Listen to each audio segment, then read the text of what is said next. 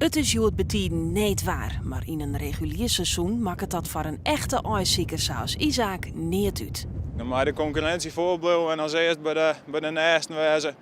Ja, dan moet iedereen voorwezen, waar of geen waar. En echt niet gaat naar boeten. Ook dit jaar had Isaac vaak het veld in West. En hij had genoeg van. Op dit stuit lezen er over skate broertjes in zijn krieten. Maar er is wel wat verloren.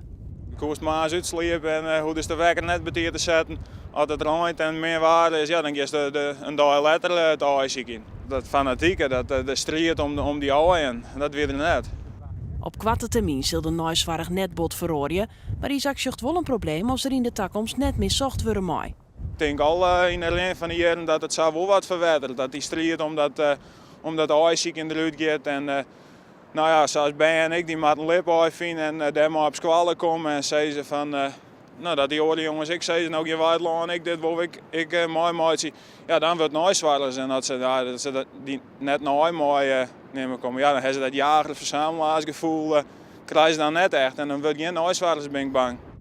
Zelfs bloot Isaac een veldman. Maar het is net meer zoals het West is. Ik ga het mooi maken, dan ben ik blij het mooi, maar als het net meer mooi, dan dat zou ik wel heel jammer vinden, ja.